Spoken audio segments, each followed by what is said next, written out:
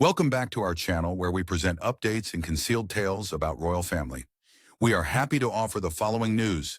Meghan Markle in tears as her career dreams are blocked. What's next? After Meghan Markle and Prince Harry resigned as senior members of the British royal family, their professional careers were scrutinized by the media. After moving to California, the couple has pursued an alternative paradigm that merges philanthropy, branded businesses, and media production under the Archewell framework. Recent years have seen significant wins and variable results and conspicuous failures using that strategy.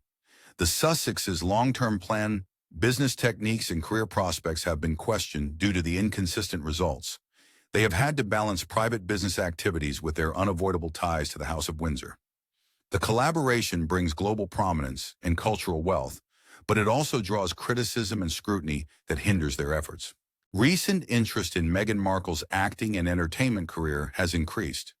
Many observers have noted that Meghan's reported interest in script-based work, particularly a project adjacent to romantic comedy, has raised questions about whether she is rekindling aspirations she held before joining the royal family, or if she is exploring ways to capitalize on her public persona in a new market.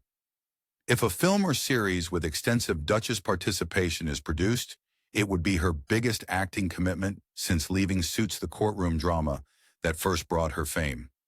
Meghan's first public career was secured with recurring credits, a significant ensemble, and lead supporting roles on Suits for over 5 years. Some may see her return to scripted performance as a return to her fundamental career, rather than a break from Archewell's media and humanitarian work. Resuming acting after a highly publicized and contentious sabbatical requires more than updating a resume. The entertainment industry's content pipelines, casting methods, and media dynamics now intersect with celebrities' personal lives, increasing opportunity and risk. Meghan's on-screen presence will be viewed via a complicated array of public associations, royal biography, activism, marriage, pregnancy, and a difficult departure from the institution. Casting directors and producers will consider her screen test relationship with co-stars, press coverage, and distractions from a high-profile casting. Union restrictions, contractual commitments, set insurance difficulties, and the need for specific protection for public appearances can further affect costs and scheduling. When the person is a global public personality with a well-known personal history, a simple job change becomes a more complicated issue. Collaboration with a studio other than Netflix was seen as a wise move in a fast-changing business. A highly publicized Netflix deal placed the couple among a group of top talent that streaming services pursued with advance payments and multi-year development contracts. The streaming scene has changed in recent years. Netflix, like other large platforms, has prioritized cost control, performance measurement, and content restructuring. These adjustments cause some producers and artists to reconsider the benefits of large-scale exclusive distributorships. The hybrid strategy used by Amazon and its studio affiliates combines streaming with theatrical distribution and a robust commercial environment, including retail and advertising. The idea offers wider release plans, cross-platform marketing synergies, and theatrical windows for classic film status.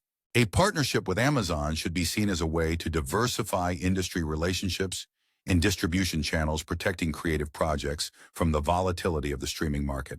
Partner selection involves creative and reputational evaluations, in addition to distribution and financial factors. Netflix has sometimes favored prolific, attention-grabbing content that works well in binge-watching and global algorithms, while Amazon has often sought auteur-driven titles and prestigious series to compete in award seasons and capitalize on theatrical releases. An actor considering a resurgence must decide which projects will best rebuild or redefine their screen persona. Intimate character-centric independent films and esteemed dramas can revitalize a professional image. Mid-budget romantic comedies or genre films can capitalize on broad market appeal and quick returns, and high-profile prestigious television can combine both. Meghan needs a partner whose distribution strategy and marketing skills match project goals. A credible platform with a large audience is ideal, but such platforms are picky and wary of reputational risk. Many sometimes conflicting ways exist to view a screen return. The transfer is seen as natural. Meghan is returning to a field where she excelled and was passionate. Her decade before royalty in television and movies evolved from tiny roles and guest appearances to a major recurring role in a mainstream series. Here, acting is an extension of a well-developed skill set and professional identity. Re-entering performance allows her to use her abilities, industry connections, and autonomy in a regulated production setting where roles, scripts, and union safeguards define obligations and pay. Acting may give her personal fulfillment and a break from her politicized public life. She would be seen as a character in a story rather than a public figure under constant scrutiny. The human element must also be considered. Actors often return to the stage after social upheaval because it may restore and heal. The rehearsal space and collaborative processes of a production can provide a stable and regulated environment that emphasizes talent and discipline for someone who has undergone trauma, public scrutiny, and institutional pressure. Therapeutic factors can affect project selection, performance intensity, and the types of roles an actor plays, demanding redemptive or light and restorative. Some see these tendencies as signs of a more diffused, opportunistic commercial strategy. Critics and royal analysts have called the couple's post-royal undertakings a patchwork rather than a career strategy. Archie Wells' ambitious goal of being a permanent production organization that produces mission-oriented material across several platforms has emerged more intermittently than its creators expected. Skeptics say the result is a bits and bobs portfolio comprising acting, lifestyle, commerce-branded content in episodic production without a narrative thread. In this setting, a return to acting may be seen as a pragmatic response to the uncertain financial results of other ventures, rather than a well-planned creative journey. This strategy has reputational risks. Audiences may struggle to discern the performer from the public persona, and success in scripted parts would need viewers to see her as a character separate from the heavily scrutinized real-life person. Skeptics also note business motives. A successful flagship effort can lead to licensed deals, speaking engagements, sponsored collaborations, and retail distribution, which boost brand growth and innovation. Diversifying media and consumer products investments may reduce short-term financial risks from streaming agreement production cycles and variable revenue sources. However, investors, partners, and platforms prefer a defined strategy and track record. A volatile portfolio with inconsistent results and income may reduce negotiating power. After receiving large advance payments and agreements, the Sussexes must turn publicity into consistent revenue streams to avoid losing future commercial opportunities and philanthropic funding. The couple began commercial work with major media platforms shortly after resigning from prominent royal duties. In 2020, the Sussexes announced multi-year contracts with major streaming and audio platforms, reportedly worth tens of millions of dollars, to fund their new professional venture. Archewell Productions promised a diverse content portfolio, including documentaries, scripted works, feature films, and youth programming. Their goal was to weave their public persona and philanthropic work into a societal narrative.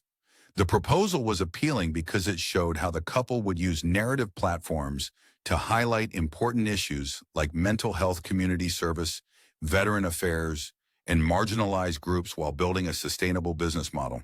Netflix's multi-episode documentary about the couple's romance wedding and royal family alienation was the most significant result. The series launched to strong early viewing premiere analytics and overseas interest for the platform. However, reviews were mixed. Advocates praised the pair for addressing mental health issues and sharing their institutional struggles, calling the campaign a crucial effort to illuminate an ignored component of a highly monitored life. Criticism said the series worsened pre-existing tensions by publicizing intimate familial concerns in a prejudiced or commercially motivated manner, encouraging unhealthy conversation. The documentary sparked global debate, but also raised concerns that the pair was commodifying personal narratives and exploiting familial disputes. This reaction showed that former royal narratives can evoke empathy in some groups, but incite strong resistance in others. That documentary's reception showed how audience segmentation affects interpretation. The Sussexes' supporters saw the film as a brave exploration of systemic concerns, including racism and mental health, while others saw it as a global commercial grievance. The conflicting response strengthened the couple's supporters and entrench the opposition on social and mainstream media, creating a feedback loop that hinders future content decisions.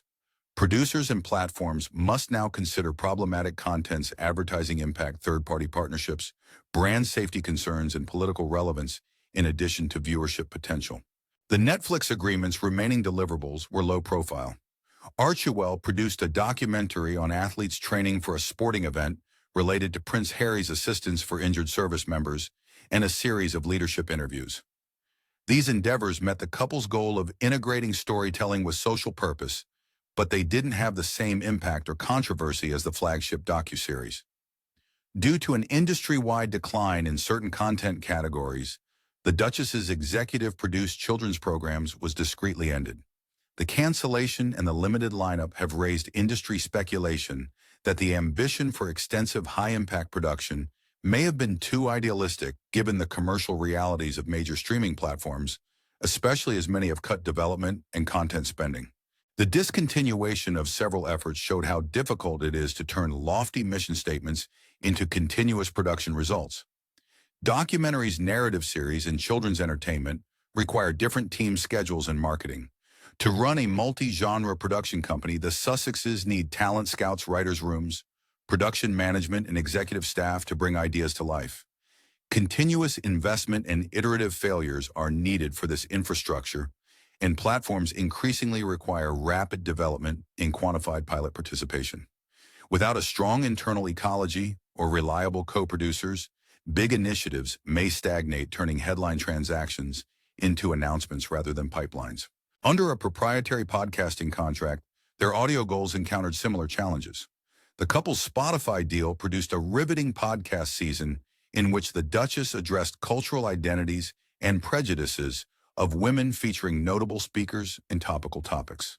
The show's early chart performance suggested the Sussexes could turn audience attention into auditory engagement. Both parties agreed to cease the partnership with Spotify after one season. After the arrangement, a senior Spotify official bluntly condemned the production's suitability and output. Media reports stated that the platform's content frequency and production speed were insufficient to justify long-term investments. This episode showed that even famous people must continually offer content and retain audiences to support long-term platform investments in a metrics-driven digital ecosystem. Podcasts are easy to make, but they need a consistent editorial vision and delivery dates to build a dedicated audience. Spotify and other platforms want initiatives that attract monthly active users, increase episode engagement, and produce revenue from ads or subscriber retention. A solitary, celebrity-hosted limited series may succeed, but a continuing library requires constant output to be profitable. The Sussexes may have struggled to maintain an audio schedule because of family duties, security concerns, and a variety of competing demands. This presents another strategic question. Are fewer, more chosen content ventures better for their life stage and interests, or must they produce consistently to be considered media entrepreneurs? Netflix and Spotify's mixed outcomes show the Sussexes' struggles to turn their royal fame into a reliable media history. Modern content marketing is competitive, global, and data-driven. Success requires ongoing development, accurate audience targeting, and quantifiable interaction. Large announcements and advancements draw attention and provide initial bargaining leverage, but without a steady production schedule and a clear audience strategy, such agreements may collapse. Early in their media approach, the Sussexes experimented and adjusted. A culturally significant documentary has eclipsed other projects, while others underperformed, were deprioritized, or were canceled. This tendency shows the fragility of modern media and the difficulty of turning broad interest into reliable, niche-targeted information. Consider talent management and business culture. Media production requires experienced executives who can balance creative goals with commercial discipline, authors who can deliver content, and producers who can steer projects through development. The Sussexes' crew appears to be skilled industry professionals, but the rapid move from a royal home to a commercial production setting requires extensive contract negotiation, rights management, and slate planning training. Archewell's transformation from a niche organization to a reputable production entity with sustainable output depends on their institutional depth, hiring experienced development executives, committing to long-term employment, and building a pipeline of projects at various stages. In March 2024, Meghan revealed a commercial tilt toward lifestyle products over journalism. She launched American Riviera Orchard with a carefully curated social media presentation, a brief vintage-inspired video of domestic tasks, flower arranging, fruit preservation, food preparation, accompanied by a subdued jazz soundtrack, and a simple caption identifying the venture as by Meghan, the Duchess of Sussex. Founded in 2024, trademark applications indicate a potentially extensive product assortment including hand-delivering small hand-numbered jars of strawberry jam to a select group of influencers and friends was the original marketing strategy, which garnered rapid social media and traditional media publicity. The brand's visual language, illuminated, coastal, and homely, conveys an enhanced California aesthetic and a lifestyle of authenticity, discernment, and calm domestic routines. This puts Meghan in a saturated yet commercially hard market celebrity lifestyle brands. Successful people who turned editorial platforms or cultural impact into lifestyle businesses in e-commerce, home goods, and beauty are featured. Goop, founded by Gwyneth Paltrow, and Fenty, founded by Rihanna, illustrate different business models. Goop used a media-centric commerce strategy and transformed into a lifestyle and wellness company with events and product lines through controversy and reinvention. Fenty linked celebrity creative oversight to superior products in inclusive marketing, achieving rapid market success, especially in beauty. Due to poor product quality, distribution, price-performance ratios, or brand affiliations that failed to build client loyalty, some celebrity brands have failed to grow. The variegated history of celebrity brands shows that star power can create possibilities, but cannot substitute operational and product discipline for expansion. A brand like American Riviera Orchard must go beyond the initial curiosity and maintain operational excellence to succeed. Essential requirements include articulating a unique brand mission that transcends celebrity affiliation, ensuring consistent and verifiable product quality, developing reliable distribution and fulfillment networks that can support recurring transactions, and cultivating a loyal customer base driven by perceived value rather than fleeting interest. Celebrity-founded businesses struggle to convert transient media-driven interest into recurring purchases and consistent customer lifetime value. Their success depends on product-market alignment, supply chain efficiency, and reliable customer service. Pricing, retail strategy, and exclusivity scalability trade-offs are also questions. Hand-numbered, handcrafted packaging can create a luxury appeal that boosts margins, but limits volume, whereas mass-market distribution via large stores or e-commerce platforms may require price and production scalability concessions. Another option is licensing the celebrity brand to license designs and trademarks for existing manufacturers, which may save capital and operational complexity, but requires losing control over manufacturing standards and customer experience. The couple's inclination for high-touch entrepreneurship or outsourcing to large-scale partners determines the strategy. Compared to the couple's prior media collaborations, a lifestyle firm gives them more direct influence over creative direction, price, marketing, storylines, and product releases. Physical products allow entrepreneurs to concretize an aesthetic instead of values, providing an alternative revenue stream to media projects relying on platform economics and user tastes. The couple's royal ties shape the brand's image. The inclusion of the Duchess of Sussex in the product's marketing shows that royal titles are crucial to many projects' marketability.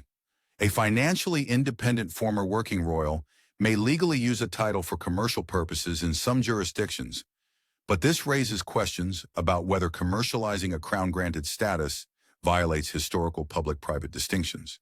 Critics of such titles argue that using aristocratic position for commercial benefit may blur the line between public duty and private profit, weakening traditions that have kept monarchies' symbolic duties separate from marketing endorsements.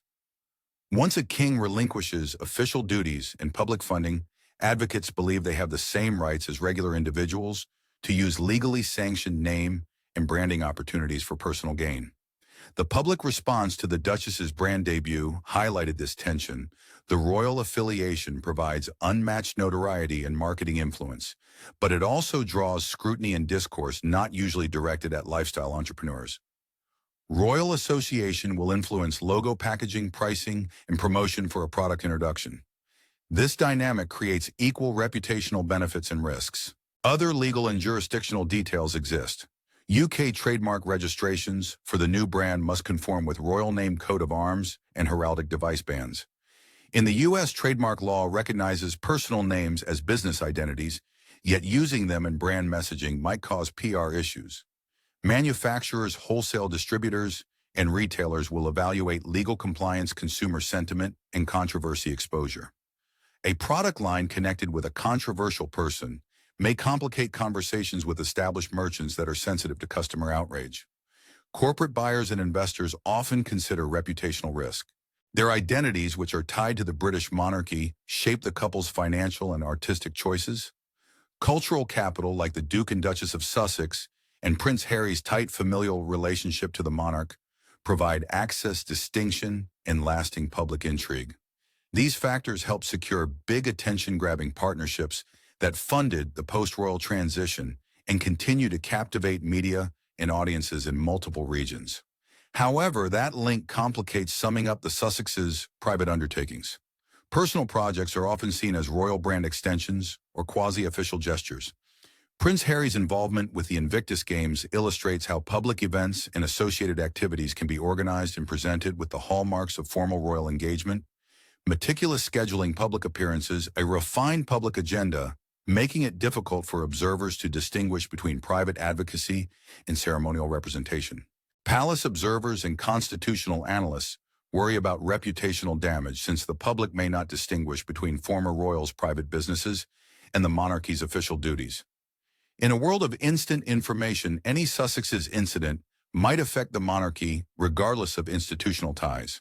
The Crown has traditionally distinguished between public service and private commercial use of institutional authority. Deviations from this standard spark debate, anger, and public controversy. The Sussexes' judgments affect their personal brand value and institutional attitudes on propriety and royal conduct in the 21st century. Similar situations have occurred when royal household members started businesses after retiring. Sarah, Duchess of York, who sought sponsorships, endorsements, and literary initiatives after her divorce from a senior royal, had mixed financial outcomes and constant media attention. They vary in historical context and magnitude, but they show a trend. Former royals may gain financial success while creating controversies that might damage reputations and raise questions about privilege commodification. Current analysts warn that the Sussexes face a media landscape marked by omnipresent social media, increased polarization, and accelerated global news cycles, making their path more perilous and unpredictable than in previous decades. Other historical analogies include nobles or former politicians who left public life to pursue business, speaking, or consulting. Each example shows trade-offs. Social prestige may open doors, but may also limit business to a narrative that opposes change. Modern media has made reputation a global asset and liability. Customized positioning approaches that worked in pre-digital markets may be ruined by an error in one. Future project speculation complicates strategy. Prince Harry's memoirs, Economic and Cultural Success, showed the market's demand for first-person narratives from royal family members, fueling industry speculation that Meghan's memoir may be published. Insiders and economists say a Duchess memoir might be a hit and boost the market. This collection would allow Meghan to expand on her experiences, discuss identity, ethnicity, parenting, and public life, and reclaim parts of her narrative. Publishing such a publication might raise royal family tensions, transatlantic conflicts, and public scrutiny of private issues. A biography captures their dilemma. Practically any attempt to consolidate independence and influence public image risks reigniting their disagreements. Publishing a memoir can offer high revenues with low overhead compared to media contracts or product lines. Famous authors can earn a lot from translations, serializations, and audiobook deals. Successful initiatives depend on editing discipline, timing, and the author's willingness to accept the intrusive promotional cycles that follow publication. A book tour, televised interviews, and serialized excerpts in popular magazines would reintegrate the author into global media. These consequences may be undesirable for people seeking a quieter life, but the economic logic may justify temporary exposure. Meghan Markle's job demonstrates celebrity management at the intersection of culture, business, and history. After the royals, she has worked as a producer, philanthropist, podcaster, lifestyle entrepreneur, and possibly returning actress, targeting broad audiences and seeking different revenue streams. Diversification makes sense to maintain public influence while attaining financial independence from existing frameworks. Experience demonstrates that visibility is not a reliable measure of commercial success. Initiatives with high initial interest often fail to produce ongoing content for sustained engagement, and collaborations with important platforms have shown greater conditionality and volatility than expected. There is a movement in the direction of couple-managed interests in Meghan's professional identity as seen by American Riviera Orchard and the possibility of renewed prospects in the performing field. If she wants to make a serious effort to return to acting, she will need to convince both the audiences and the gatekeepers of the business that she is a performer rather than a star. There is a lot of competition in the celebrity lifestyle goods industry, and it is also oversaturated. In order to be successful in various industries, a consumer brand must maintain a consistent level of product quality and attract repeat customers, whereas an actor who is searching for reputable roles must gain the approval of both critics and audiences. The Duchess's ability to establish a successful and self-sufficient profession in the public eye will be put to the test through these endeavors. This will be achieved through her ingenuity and entrepreneurship as opposed to her appeal as a member of the royal family. The pair will need to retain their royal connection in order to be successful. The partnership provides a high degree of publicity as well as financial advantage, but it also brings up ethical considerations, cultural opposition, and the possibility of damaging one's reputation. Every new undertaking will be evaluated according to its advantages and its significance in respect to the Sussexes' relationship with the crown. The monarchy is undergoing a period of transition, confronting rising scrutiny and addressing conflicts that have arisen among its ranks, while also re-evaluating its public position. The legacy of the Sussexes and the shifting nature of the House of Windsor will be influenced by the activities that they take. The impact of Meghan Markle's future endeavors, whether they be an acting job, a lifestyle business, an autobiography, or some other type of public engagement, will have on her career and how society perceives royal nonconformity is significant. The activities that the Sussexes will take in the future, which is full of uncertainty, will be impacted by a number of different elements, including their own aspirations, market conditions, the expectations of the general public, and long-standing traditions.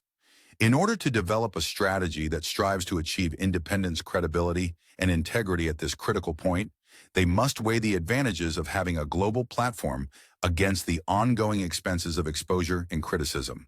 The choices they make will have an impact on the outcomes of their businesses and on the cultural conversation around the ways in which former members of institutions that have been historically significant can build lives that are both independent and meaningful in a world that commercializes and scrutinizes them. This will be the case in the years to come. Thank you for watching the video. Please let us know your thoughts and say goodbye for now.